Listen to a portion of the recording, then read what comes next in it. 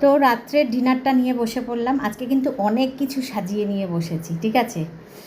দেখো কি কি আছে, এই দেখো থালিটা, থালি থালি থালি। তবে আজকে এটা হচ্ছে ভেজ থালি। ভেজ থালি হলেও এর মধ্যে কিন্তু পেঁয়াজটা আছে, কিন্তু এটাকে আমি এমনি বলছি আর কি। এই দেখো রুটি, এটা হচ্ছে কি রুটি জানো? ওই যে কাই করে যে রুটি করে, একদম নরম তুলতুলে রুটি, একদম নরম। এই দেখো নরম নরম নরম, একদম নরম নরম রুটি আছে। ডাল ফ্রাই, এটা দুপুরেই ছিল, এটাকে আবার এখন একটুখানি ঠিকঠাক করেছি। এটা শশা নিয়ে নিয়েছি। এটা হচ্ছে আলুদম, মানে আলুর দম, ওই যে ছোটো ছোটো আলুগুলো আছে না, এই দেখো এই যে ছোট্ট ছোট্ট আলুগুলো, এটার দম। এটা হচ্ছে পোস্ত টোস্ত দিয়ে, সব কিছু দিয়ে, কাজু বাদাম টাদাম দিয়ে করা।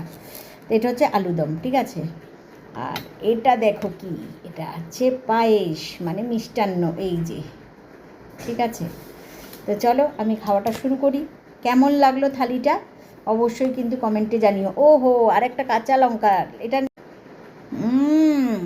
দারুণ দারুণ দারুণ দারুণ দারুণ দারুণ হয়েছে, জানো তো? আর একটু দাঁড়াও, পায়েসটা একটু দেখি।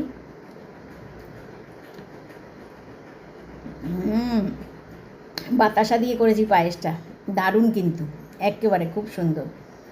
আমি দেখো দুই হাতে দুটো, আমি ভাবছি কোন দিকে রাখবো চামচটা, তাই বলছি না, বা হাতে একটা খেলাম, ডান হাতে একটা খেলাম। এরকম খাবার নিয়ে বসে থাকা যাবে না, আমি খাওয়াটা শুরু করি, মানে খাওয়াটা শেষ করি, ফিনিশ করি।